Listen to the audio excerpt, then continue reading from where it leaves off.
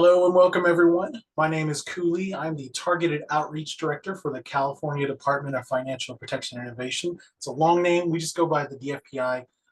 Thank you for joining the webinar today. We have a really great topic and a fantastic guest. I know it's right at noon, so let's give everyone another 2 minutes before we get started.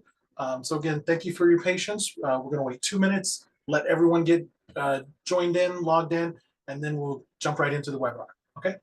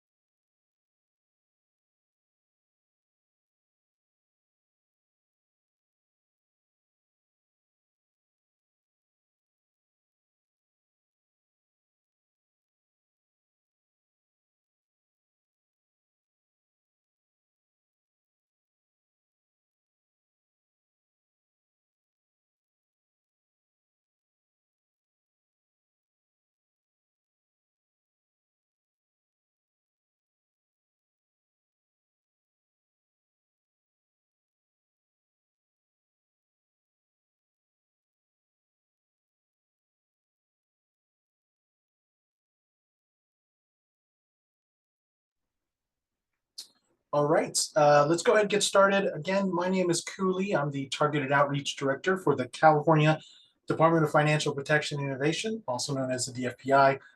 Today's webinar on our monthly financial education topic, it's Get Free Tax Help with the Volunteer Income Tax Assistance, also known as the VITA program.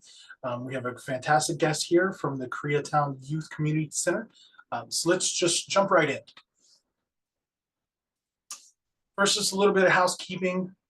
For this webinar, your cameras and microphones have been turned off. Please use the Zoom's Q&A feature to submit any questions or comments you might have.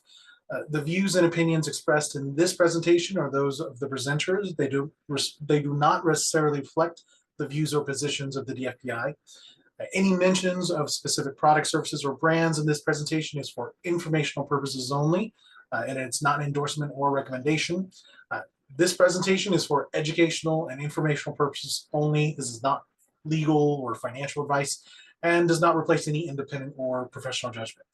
For more information, you could always email the DFPI. We have an outreach inbox that all my staff monitor. It's outreach@dfpi.ca.gov. Okay, just quickly to talk about the DFPI, who are we? What is our role? We are California's Consumer Financial Protection Agency. The foundation of our mission, vision, and role is to champion and uphold financial protections for all Californians. We have a dedicated page for consumers. You can go to our website, dfpi.ca.gov/consumers. It's got a lot of information, consumer alerts, publications that you can read to help. Quickly, just talk about the industries we regulate.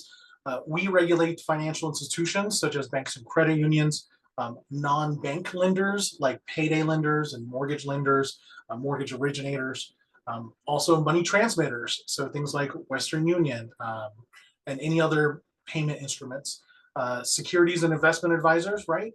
Brokers, dealers, investment advisors, and student loan servicers, debt collectors, and many other financial professionals, industries, and products. You can always visit our website, again, dfpi.ca.gov, to learn more about all the industries we regulate and also how we can help you if you are experiencing any issues with any of these financial institutions, industries, or professionals. With that, I would like to welcome Taylor Lee. She is the Campaign Partnership Coordinator for the Community Economic Development Unit at Koreatown Youth and Community Center. She helps oversee the Free Tax Prep LA campaign across Los Angeles County and supports the community by providing tax education, outreach, volunteer services, and general support around filing your taxes. With that, again, a very special thank you and welcome to Taylor. Please take it away. Thank you, Koo, and also thank you to everyone attending today. We know that taxes can be kind of a scary topic to discuss and maybe not the most fun thing to talk about, but we hope to kind of change your mind and make tax season a little bit more approachable for you guys. We also have Audrey Casillas, who's part of the Community Economic Development team. She's actually my supervisor. She's the assistant director of the unit, and she will be supporting by answering questions and just providing general support. So thank you guys. So, on the next slide, we're going to start actually with a little poll of how did you file your taxes last year? A lot of people pay to file taxes, they'll have a family member help, or they'll go to a free tax preparation site like we have, and then some don't file. So, any answer is an okay answer. We'll give it a couple minutes. Yeah.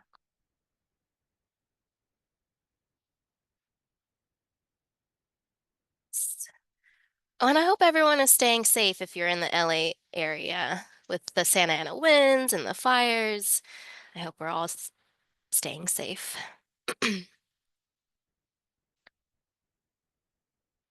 Yeah. Mm,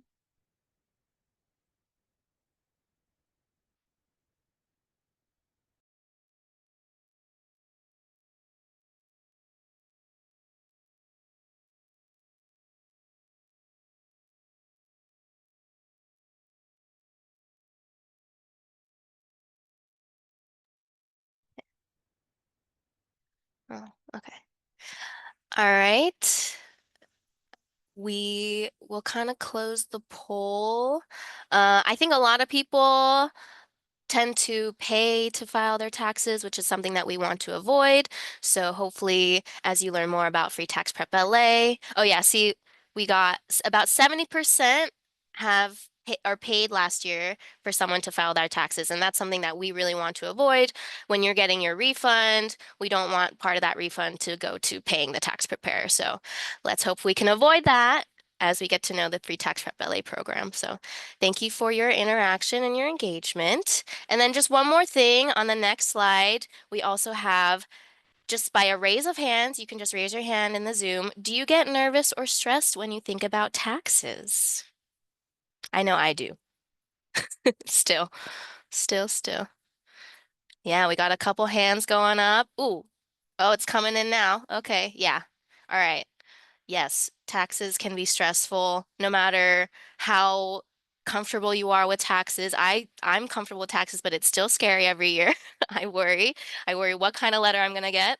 But our mission at Free Tax Prep LA is to really reduce that stress for you guys, and we believe that empowering you guys through knowledge, through knowing more about what kind of credits you're eligible for, and really just knowing the ins and out of taxes will help you feel less stressed as we move forward.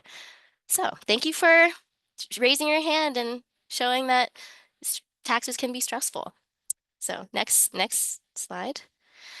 All right, so what is Free Tax Prep LA and how do we reduce stress around tax season? Free Tax Prep LA is a public awareness and education campaign that serves to reduce tax season stress. The campaign is a collaborative effort between the City and County of Los Angeles, Koreatown Youth and Community Center, and United Way of Greater Los Angeles to promote and support the filing of the Earned Income Tax Credit, which is just one of many credits that you might be eligible in the state of California. So next.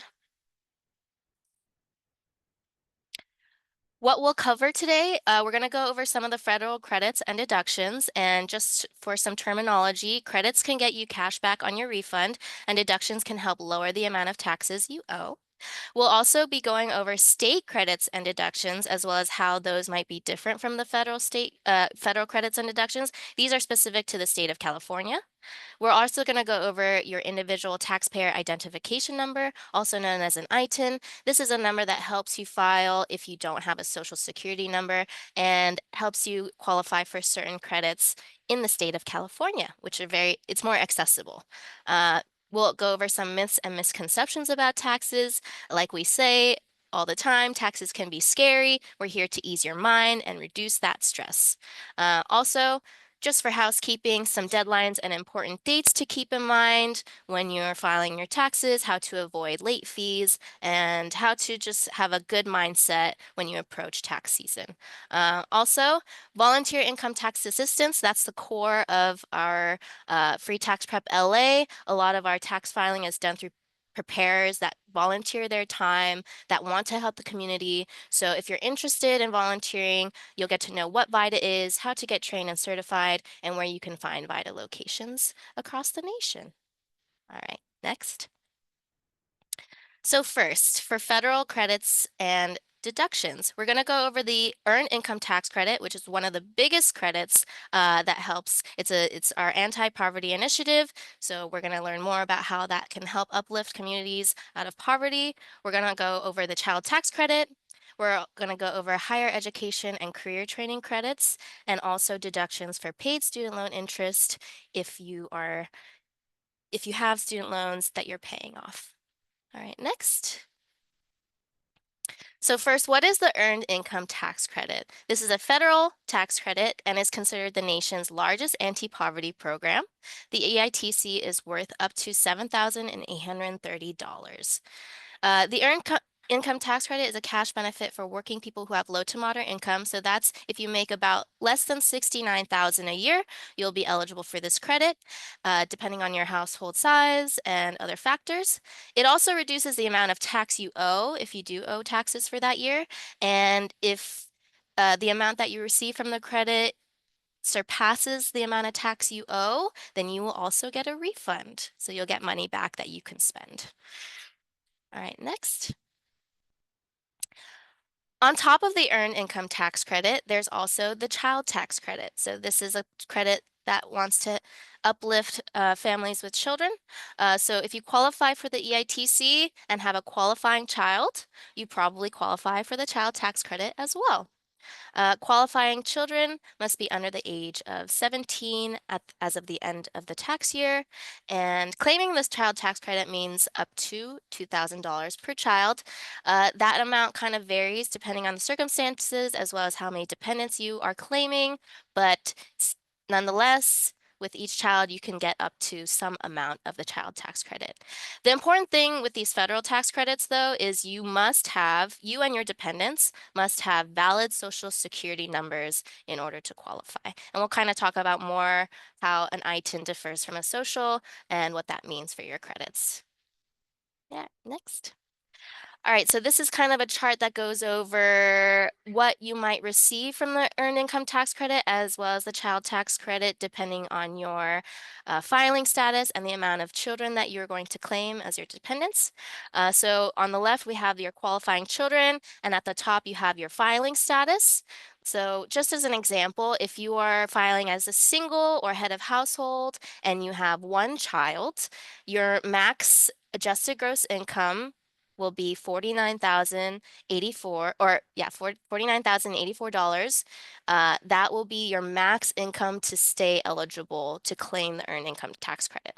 So if you're single and you have one child, your max AGI is $49,000 and you can receive up to $4,218 from the Earned Income Tax Credit. For the single child that you're claiming, you can claim up to $2,000 for your child tax credit. So a lot of people ask, what if I have more than 3 qualifying children? What if I have 4 qualifying children? So in that case, the max AGI will stay the same. So whether you have 4 children or 5 children, your max AGI as a single or head of household will stay at around $59,899. You will receive a max amount of the Earned Income Tax Credit, which will be $7,830. But for each qualifying child, there is a certain amount that you will receive. So that will vary depending on the amount of dependents that you're claiming. So whether you have 4 or 5, you will get some amount. So. All right, if we go next. All right, so another thing is we don't want you to just get credits for, having a family and being low income. We also, if you want to pursue education and you want to make sure that you want to go back to school, or that's something, a pursuit that you have, we want to support that as well. And there are credits, federal credits that want to help support your goals in that area too. So for education credits, we have two main credits, the American Opportunity Tax Credit and the Lifetime Learning Credit. So for these credits, you do need to have a college financial account statement, any receipts for books, computers, or other required course supplies, basically expenses that are directly related to your coursework or going to school. And most likely, if you're going to an accredited institution, you'll receive a Form 1098-T from your institution to file and claim these credits correctly. There's a little bit of a difference between the two, which we'll go over. For the American Opportunity Tax Credit, this credit only applies to the filer's first 4 years of higher education, full time. You need to be going to school full time, and you must be working towards a degree or certification. The 4 years of higher education doesn't mean it has to be 4 years right out of high school. It just means whichever 4 years that you actually start to pursue higher education at any time, you'll be eligible for the American Opportunity Tax Credit. For the American Opportunity Tax Credit, you could get up to $2,500 as a credit. The great thing about the American Opportunity Tax Credit too is that a portion of it is refundable. So about up to 40% of it, you might be able to receive as cash back on your refund if it surpasses the taxes that you owe. So there are definitely situations where you do your 4 years of higher education, you graduate, and you still want to pursue education, whether that's working towards a certificate or some kind of any kind of certification towards your education or continuing education. That's where this lifetime learning credit comes into play. If you've already claimed your American Opportunity Tax Credit, or maybe you're not going to school full time, this will be the credit that you want to claim. So all other higher education, including part-time or to improve your skills, will make you eligible for the lifetime learning credit, and you can get up to $2,000 benefit. For this credit, there is no refundable portion, but it will help you, it will serve as a deduction to the amount of taxes that you might owe for that year. So if you want to pursue higher education, go for it. There are federal credits available to help you. All right, next. Very, very important too. What about self-employed and gig workers? Don't worry, we see you. The biggest thing with self-employed and gig workers is you guys have to be a little bit more on top of your documents, kind of what kind of expenses that you have that are related to your business. And it's a lot more staying organized, making sure that you have everything ready once you file your taxes. So you do qualify for the earned income tax credit as a self-employed. You don't have to receive a W-2 to claim the EITC. But it's very important that you store original receipts, keep track of things like your mileage, and definitely seek help from a tax professional that understands your business and your industry. Free Tax Prep LA and at KYCC, we have a small business department that is very well versed in helping self-employed and gig workers, and that's kind of a partnership that we do to help them with their taxes. We're going to kind of hammer this in for self-employed and gig workers, but documentation is key. Key. Keep records of exact earnings and expenses. Some best practices are maybe have a bank account just for business income. That will make everything easy to track in your statement. But general best practices, save your invoices, copies of your checks, check deposits, etc. We want you to build your business and make sure that all the best practices are being put into place foundationally. So we're here to help you with that. Awesome. Next slide. All right, and this is kind of my favorite part because the federal credits apply to everyone in the nation, but for these state credits, it only applies, well, we're in the state of California, so we get some accessible credits that some other states may not provide, which I think is really great. So we're going to go over one of the things that makes this California credits so accessible is that you can qualify for them if you have an ITIN, which is an individual taxpayer identification number. You don't necessarily need to have a social security number, which is great. We'll go over the California Earned Income Tax Credit, which is very similar to the EITC, just the California version. The Young Child Tax Credit, like the name states, very similar to the federal child tax credit, but it'll be specific to California. And the foster youth tax credit. We don't want to forget about transitional youth and foster youth, so we have credits for them too. Make sure everyone is included. All right, next. Kind of went over this a little bit, but how are state credits different from federal credits? State credits vary by state and are tailored specifically towards the needs of each state's residents. For the state of California, majority of the credits offered allow you to apply as long as you have an individual taxpayer identification number. Last year, Free Tax Prep LA assisted over 300 individuals apply for an ITIN so that they could claim credits like the Cali ITC and the Young Child Tax Credit, the YCTC. What's amazing too is the Free Tax Prep LA program. A lot of our partners provide services where you can apply or renew your ITIN free of charge. A lot of paid preparers will charge an extra like $400 or $500 for you to even consider applying for an ITIN, and there's a lot of documents involved that are very important. So if you need a trusted organization that will handle applying for an ITIN or renewing your ITIN for free, the Free Tax Prep LA collaboration has got you covered. All right, next slide. So what is an ITIN? First and foremost, an ITIN is used to file your taxes. It is only issued when an individual files for their taxes, and it cannot be used for employment. For those without a Social Security number, they will use an ITIN to claim certain credits, like our state credits. You can use it to report income, pay taxes, and maybe even open a bank account with your individual tax identification number. So how do we apply? To receive an ITIN, taxpayers need to 1, find a Free Tax Prep LA site, 2, complete a W-7 with their tax return and include proof of identity and proof of foreign status.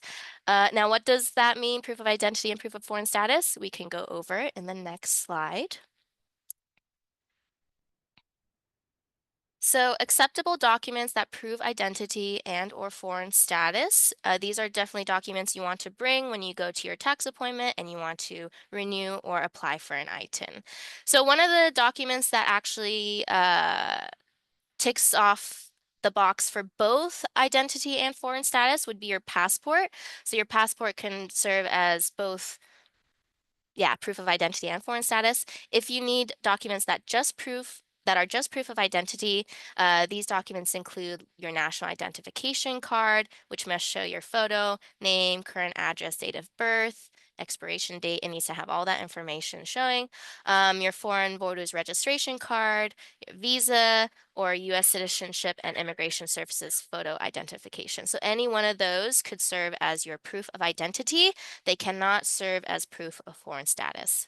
For proof of foreign status, you can show or you can bring your U.S. driver's license, a foreign driver's license, U.S. state identification card, or your U.S. military identification card, and those will also prove only as your proof of foreign status. So if you don't have a passport, you can bring one proof of identity and one proof of foreign status. I think, or 2 proof of identity, might be 2. For dependents, you will need a civil birth certificate if they're under the age of 18, medical records if they're under 6, and school records when they're under 14. If they're under 18, if still a student. Okay. All right, next slide. Okay, so now that you guys know how to apply for an ITIN and you know that California credits are more accessible to ITIN holders, what is the California Earned Income Tax Credit? So this is the state version of the Earned Income Tax Credit that's kind of tooted around nationally, but the Cali ITC may be claimed by taxpayers with ITINs. This accessible credit is worth up to $3,644. And of course, to qualify, you must live in California as your main home for more than half the tax year. We can't give Cali ITC out if you live on the East Coast in New York. Unfortunately, this is California only. So next slide. All right, so a little bit more information on the Young Child Tax Credit.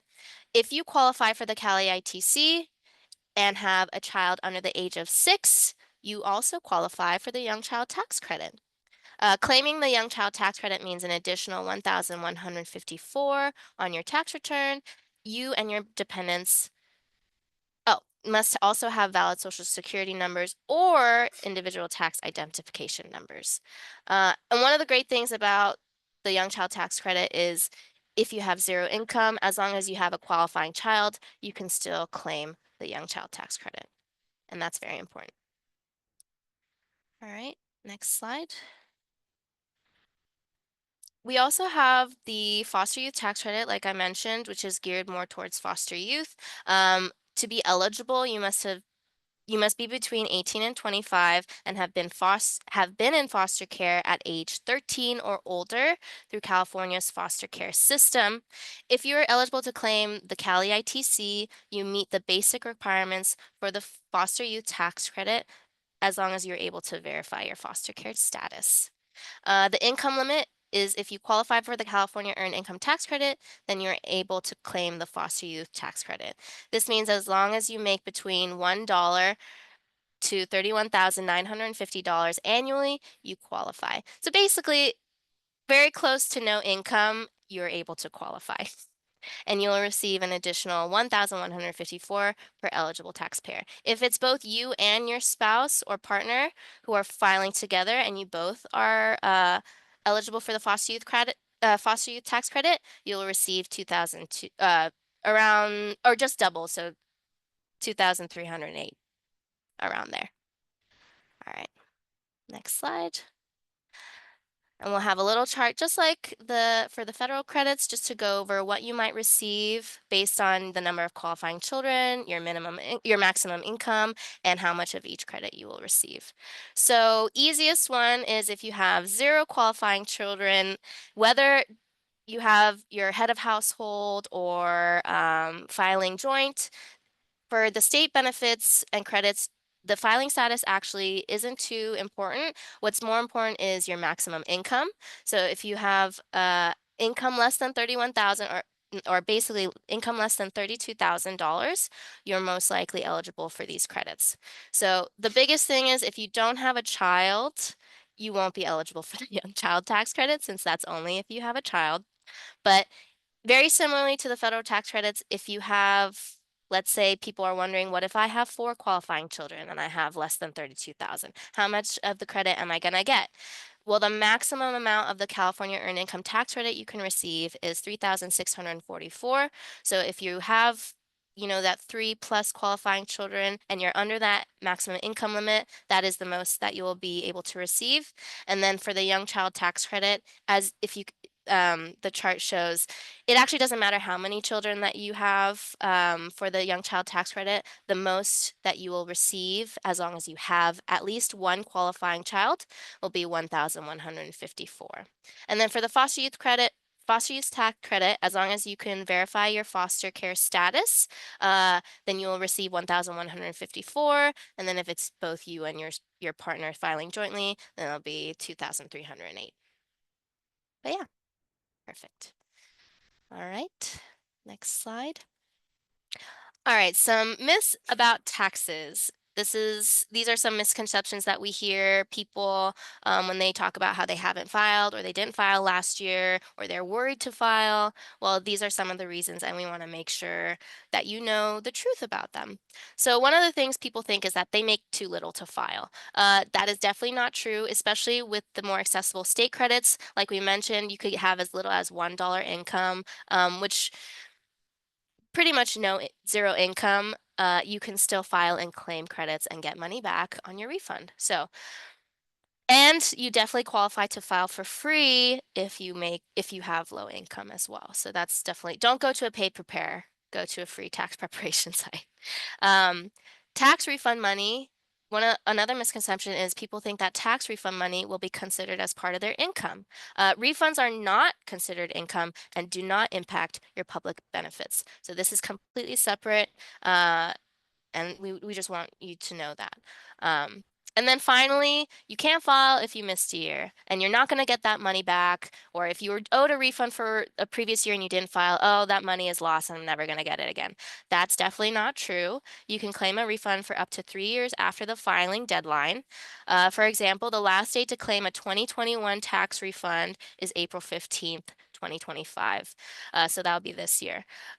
This is really important because I don't know if you guys heard, but a lot of people missed out on their stimulus checks for 2021, which you could only receive if you filed your taxes that year. They're now just kind of sending that money out. But in cases like that, where you remember, oh, I would have received something if I filed that year and I didn't file that year, just know that you have up to 3 years. You can still, get those resources up to 3 years after that filing year.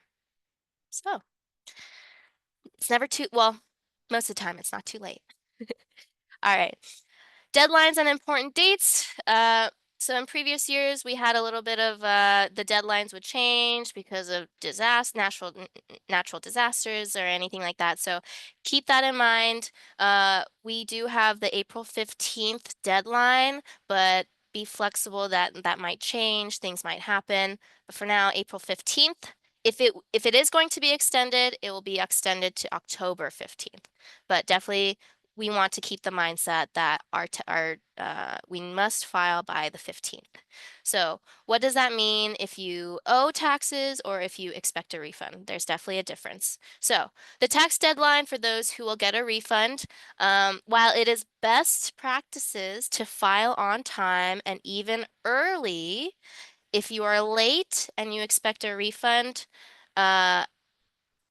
there's not too much of a repercussion. You might even get paid interest by the IRS because you haven't claimed that refund for that year. But definitely try to file early on time instead of late, even if you think you expect a refund, just best practices. Now, for those who missed the deadline and they actually owe taxes, you will have interest charged on what you were owed on top of the fee for filing late. So whether you file late and you owe and are owed a refund, or you're filing and you expect to owe, you want to apply for an extension if you think you're going to be late, just to avoid any late filing fees. On top of that, if you owe, you will have interest charged on what you owe. So I feel like a lot of people, or majority of the population, isn't so on top of their taxes, on top of their withholdings, on top of all the documents where they know, oh, I'm going to get this much amount, I'm going to get this refund, or I'm going to owe this much. Since most of us are like that, it's better to just file on time or early because you just never know. Maybe you think you'll get a refund, but it turns out you owe. Now you'll have to pay a late fee, and you'll be charged interest. So just to avoid all that kind of stuff, file on time, file early, stay organized, best practices. But so yeah, April 15th is the deadline for this year until further notice. All right, next slide. All right, we're coming to close to the end for tax filing. Some tax tips to keep in mind. One, collect your tax documents, have a plan, file early. As soon as you get your W-2 or as soon as you're getting your tax documents mailed into you, get them in a folder, get them all together, set an appointment to file your taxes, and that'll make everything a lot easier for you, a lot more stress-free, which is our aim. You have the knowledge on what you might be eligible for, so just get those documents ready. To schedule an appointment with a tax professional as soon as you can. We'll be having locations open up by as early as end of January, early February. So as soon as you kind of see that there's appointments available, definitely go book an appointment. Uh, 3, IRS delays are expected. There's so many of us, and there's just one IRS. So use e-file and direct deposit. Opt into that if you can. That'll just expedite the process, make things a lot easier, a lot less, snail mail going around, paper form. We want to avoid that, and that just makes the process easier. And then finally, confirm that your tax return was accepted by the IRS and State of California Franchise Tax Boards. There's a lot of resources for you to track where your refund is, or track like where your return is in terms of whether it's being processed, whether it's been accepted. So the filing process doesn't just end when you submit your return. Best practice is to stay on top of where that return is and where your refund is, and how close it is to getting back to you. All right, next slide. All right, so we're going to go over some documents to bring to your next tax appointment. We're going to go through these in chunks, and hopefully you're not too intimidated. Don't worry. Every document has a reason. So, next slide. Your first and foremost, this is going to be for every tax appointment that you have. You're going to need your original photo identification for you and your spouse if you're married filing jointly. Social security cards for you, your spouse, and dependents. If not a social security card, an individual taxpayer identification number, notice, birth dates for you, your spouse, and dependents on the tax return. This is usually included if you're bringing some sort of driver's license or photo identification. Usually that's included as well. So these definitely you want to have no matter what kind of document, whether it's a W-2, whether it's a 1099, you want to make sure you have these. All right, for the next one. All right, so this is the documents that you'll receive from your employer, or if you're self-employed, from the IRS. These are the documents that you want to look for, and you definitely want to bring to your appointment. And it's going to depend on what kind of employment you are currently under, whether you're self-employed or under an employer. So not all of these documents are going to apply to every single one of you. So keep that in mind. Whichever ones that you do get sent, just want to make sure you bring that to your tax appointment. So these will be your W-2, your W-2G for winnings, 1099-R, 1099 NEC, etc., from all employers. So you'll receive these from the IRS in the mail, or from your employer. You also might receive Social Security benefit statements. We do handle Social Security. If you receive a form, definitely bring that to your appointment. Interest and dividend statements from banks. If you have gains or anything like that, definitely bring that form in. So these are more if they apply to you, and if you receive these documents, definitely bring them in. But not everyone is going to receive all of these. All right, next slide. All right. And a couple more kind of more specific documents. So if you have total student loan interest that you've paid, or some kind of higher education form like a 1098-T, or mortgage loan interest, you can bring those forms if they apply to you. Total paid in property taxes, medical expenses, donations, and other deductions. These are things that you might have to keep track of on your own. Maybe they're not exactly sent to you, but they might be deduction to your tax return. So if any of those apply to you, or you think that they might lead to a deduction, bring that to your appointment. Total paid for daycare provider and or daycare provider's tax identifying number, such as their social security or business employer identification number. If you are caring for a child and you're paying for childcare from a daycare, these are actually expenses that you could possibly deduct from your tax return, which is really helpful. We want to make sure parents and families are able to get the most out of their refund. So. Also, for total paid in business expenses such as mileage, supplies, and equipment for businesses and self-employed. This is really, really important, especially if you're self-employed.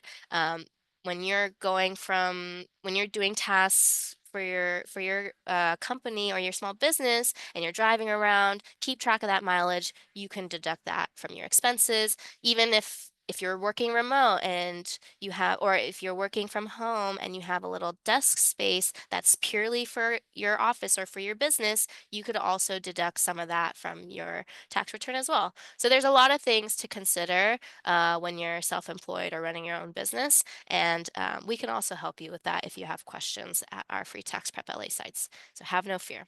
But if that applies to you, definitely bring it. All right. Copies, so Forms 1095-A, health insurance marketplace statement, that's definitely if it only applies to you. If you do receive that form, not everyone is going to receive it, but you can bring that to your tax appointment. Copies of income transcripts from IRS and state, if applicable. This is anything beyond your W-2 or any other earning statements. To file taxes electronically on a married filing joint tax return, both spouses must be present. If you and your spouse want to file jointly, you can't show up to a tax appointment by yourself. Both of you must be physically present. Uh, a copy of last year's federal and state returns, if available. I think this is mostly to help if you have any issues with your current year. We can kind of reference previous years and your kind of tax history and make sure everything is going smoothly on that. And then proof of bank account routing and account numbers for direct deposit, such as a blank check. So if you're opting in for direct deposit, which expedites you getting your return. You could get it as soon as 2 weeks after you file, which is kind of a very quick turnaround. If you want to opt into that, you need to have your bank account information, so you could get that direct deposit. All right, and I know this looks like a long list, but really it's only a lot of it is only if it applies to you. It's only if you're getting those documents. So don't be scared if you're like, I don't have a 1098-T and I didn't receive this. Uh, don't worry. You can still go to your tax appointment. And if there's anything weird going on, we will help you and make sure that you're getting the documents and the credits that you are eligible for. All right, next slide. Okay, so we went over the tax filing process and how to approach tax season if you are filing, but I'm sure there are a lot of you who are interested, or I'd like to believe that all of you are interested in wanting to volunteer and help your community receive the most out of their refunds. So, VITA is Voluntary Income Tax Assistance. What is VITA? Where can I find VITA locations? And how can I get more help with tax issues beyond VITA, beyond Free Tax Prep LA? What if I want to file on my own, etc., etc. So we'll get into that. Next slide. All right, what is VITA? Voluntary Income Tax Assistance. The VITA program is sponsored by the Internal Revenue Service, IRS, to support low and moderate income individuals, seniors, and limited English proficient taxpayers file for free with the help of a certified, IRS certified VITA volunteer. What is the process to become a volunteer? There are many ways to become certified as a VITA volunteer. You'll receive training through virtual workshops, self-study, or YouTube videos from trusted entities like us, Free Tax Prep LA, the IRS itself, partners like United Ways of California, and the California Franchise Tax Board. Is it difficult to become an IRS volunteer? Actually, anyone can volunteer, and it's a lot easier than you think.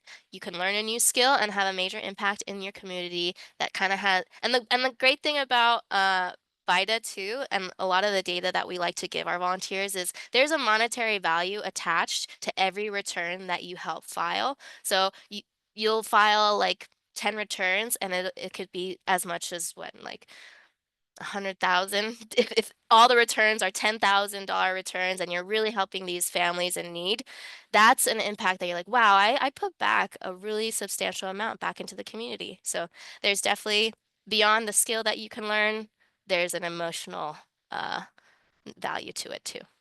So next slide. Where do I find VITA locations? The IRS has a VITA locator, which is nationwide, and it's very, very, very easy to use.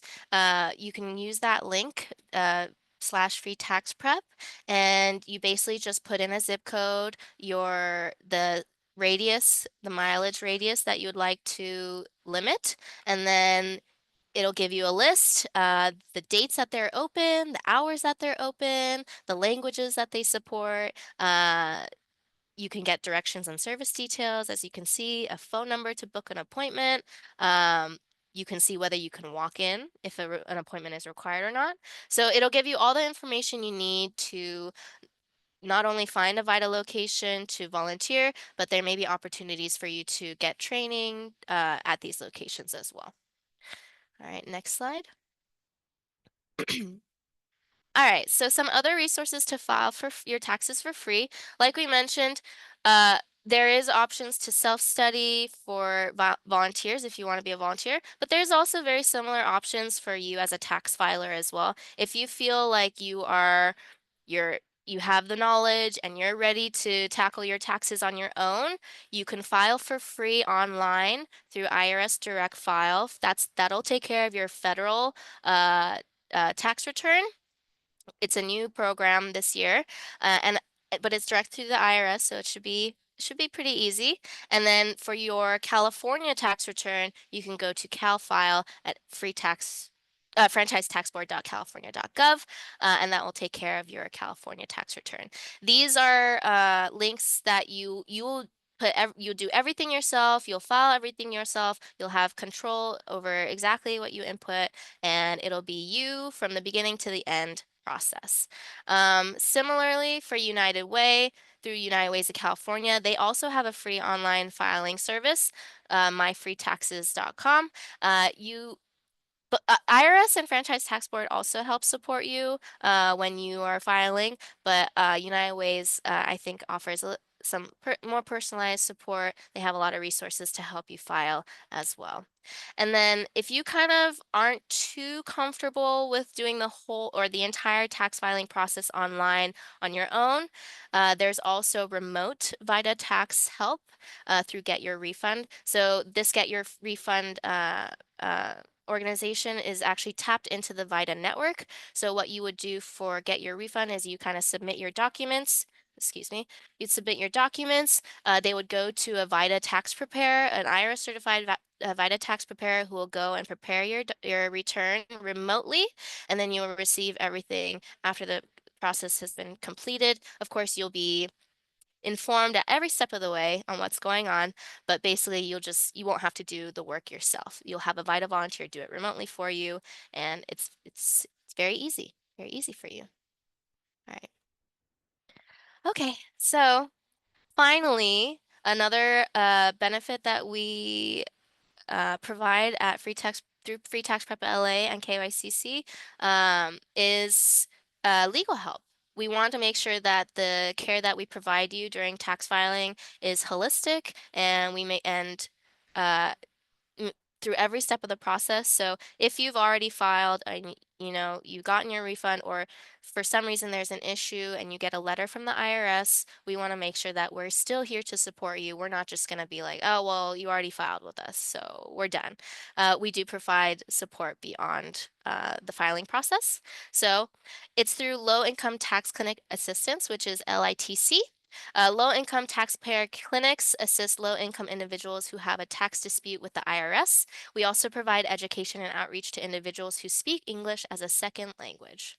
So more on how LITC services can help you, you can call at that number. Some of the things that we help our clients with specifically we can help you address the letter from the IRS. We can help you understand your tax bill, help you with any audits, help you understand your payment plans, help with any offer and compromise or debt negotiations, and we can help you if you're currently not collectible status. So we're not just here to help you file and get your refund. We want to make sure that if there's any problem point or any area where, oh, what do I do? I got a letter, or what do I do? I've already filed. We're still here to help you. We're still here to help you. All right. Okay. So, oh, oh, okay. Okay, I'm still here. So that's the closeout of our presentation. We hope this year's tax season is stress-free and easy. I'm so thankful that you guys have been here to listen and to learn, and we look forward to seeing you at some of our sites this year.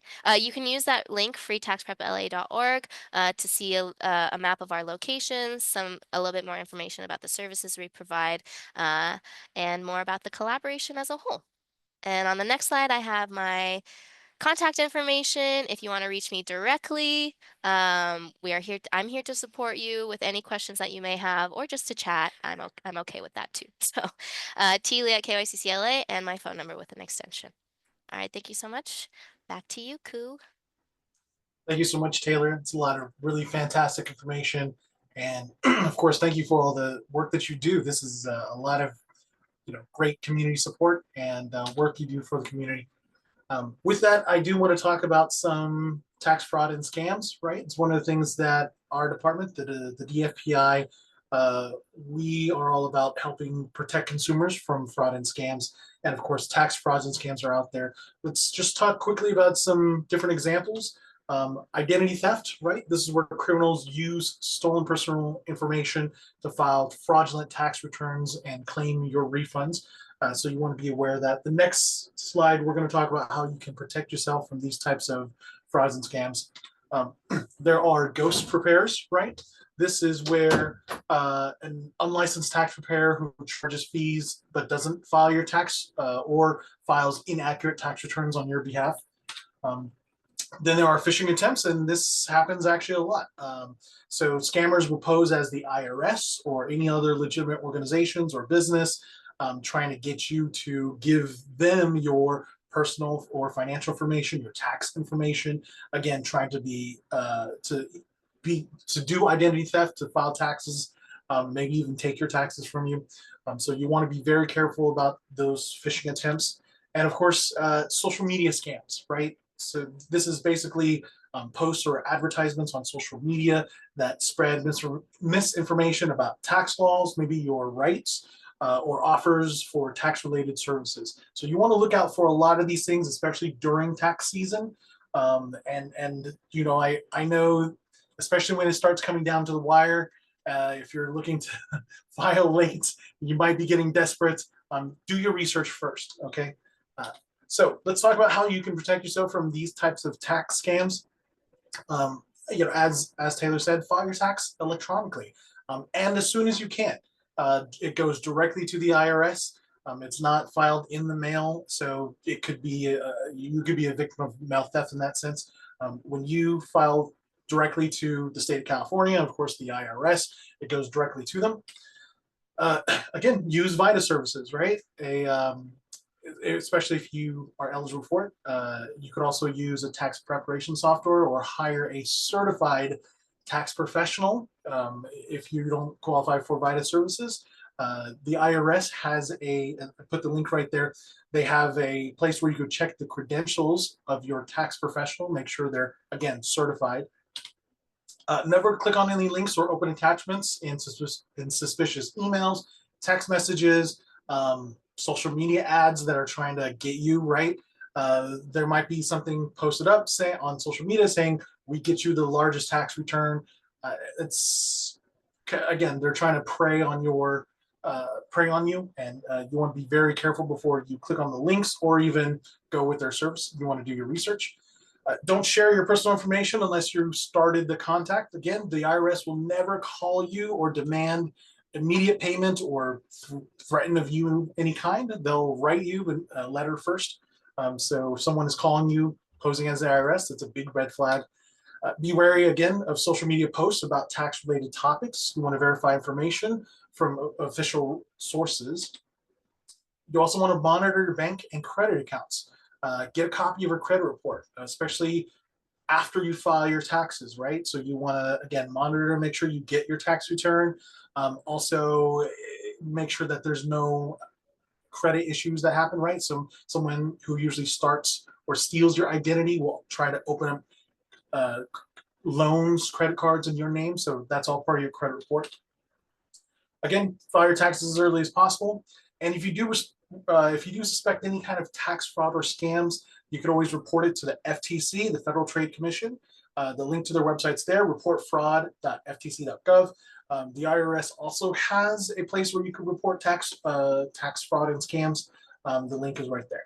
Okay, with that, let's get to the Q&A session. Again, if you have a question, a comment, please submit it into the Zoom's Q&A feature. We're going to be doing the questions right now. So looks like a lot of really good questions. If you'd like, I could read through them and everyone can follow along, or I'm not sure if we all could read this.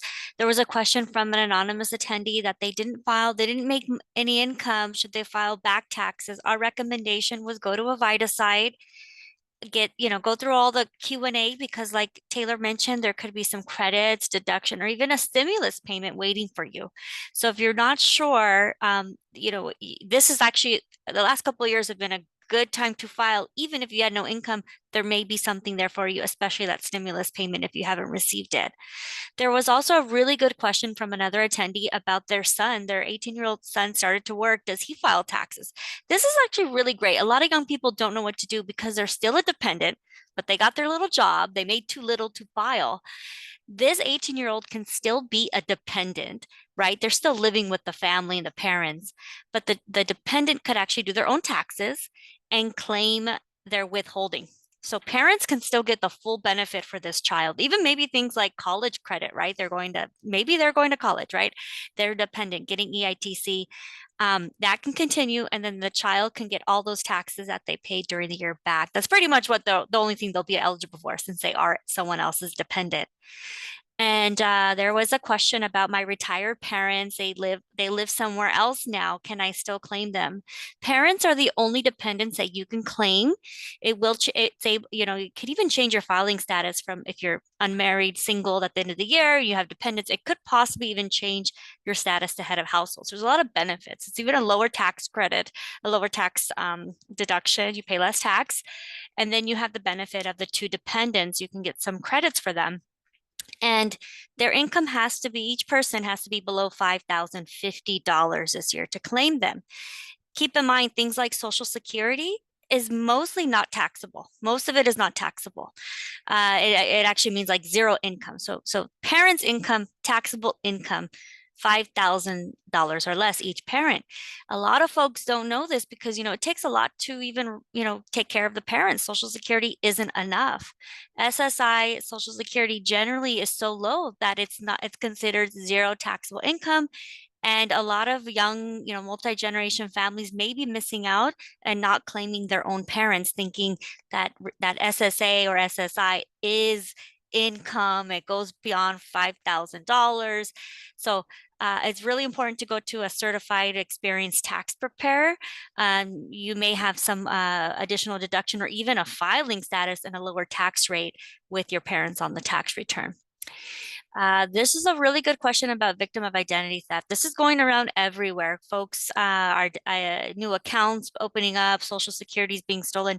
You can get an identity theft PIN number from the IRS.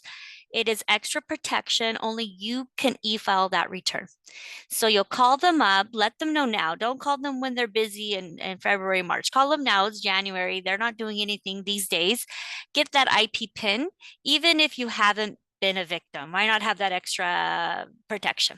You could also get an IP PIN on the IRS website.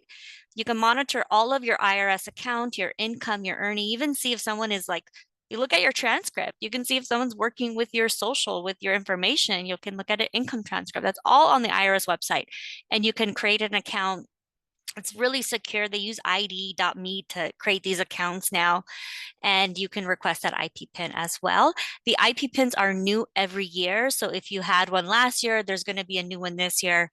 I even requested one once, and I got so nervous when IRS mail came, I didn't open it, and I forgot that about a week before I had requested this IP PIN. So if you get that mail, open it up. Don't be nervous. It's the new PIN. It could be something harmless or even something you requested, like in my case. My spouse claimed their child dependent last year, even though the child lives with us. What can I do? I love this question. Somebody is claiming you're dependent. This is your dependent. They live with you. There's a couple things you can do. Let's start with last year. You can still claim that child. We recommend file that tax return. You may need to send it in by paper. Let the IRS know that this child came up on 2 returns and they will investigate. They'll send a letter saying hey, show us a lease agreement, who has the birth certificate, who has the vaccination card. I'm pretty sure the parent who lives with them is going to have a lot more documentation. And they may even ask how many days did they live in this household versus that household. And you could still fight to get that dependent on your return, because it's a big, it's huge to not have a dependent on your taxes. Now moving forward, try to file your taxes as soon as possible. This makes sure you scoop up that child on your return and then theirs gets rejected. And then next, you could also get an IP PIN for the dependent. This is also the same process mentioned before. Okay, next question. These are really great questions. We're going to integrate all of these in our slides after this. What if you owe taxes? Can the VITA site provide help?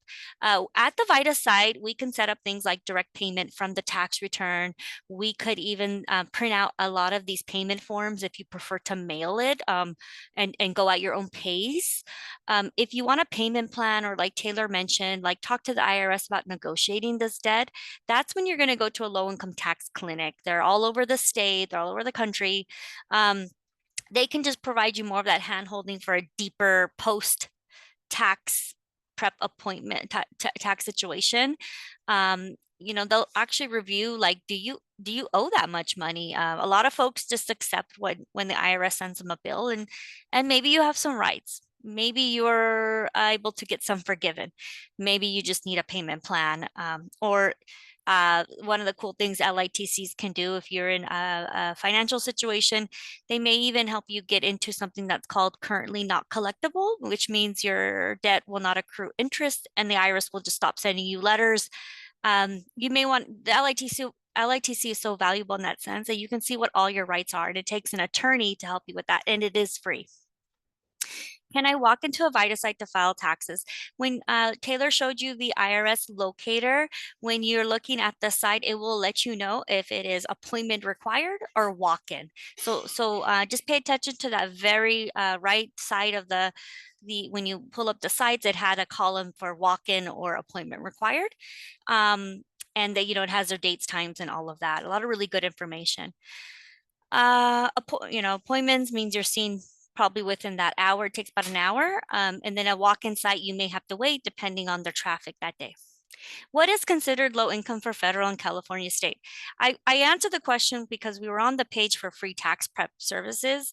For IRS and state file, the direct file programs, the income limit is $79,000. For VITA sites, it is $67,000. You'll find that some sites, maybe in the Bay Area, maybe in LA, they're a little more flexible. And then I'm so sorry, also My Free Taxes has that higher 79,000 as well.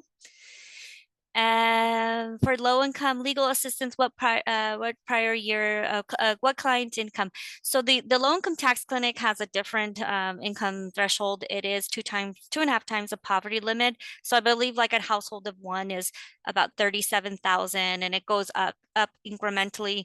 I wouldn't let that stop you. They do have some flexibility. So, call them up. I know KYCC, we have a low income tax clinic, and we're often flexible. We recognize that even though on paper you may make this much, but you may be in a situation different and you need that help. And with some LITCs have a flexibility that they could authorize. Okay, so I'm going to go to the questions that I haven't, I'm on the Q&A that I haven't typed in the answer. What kind of tax returns does the VITA assist with? We assist with quite a broad, range of taxes. We can do self-employment.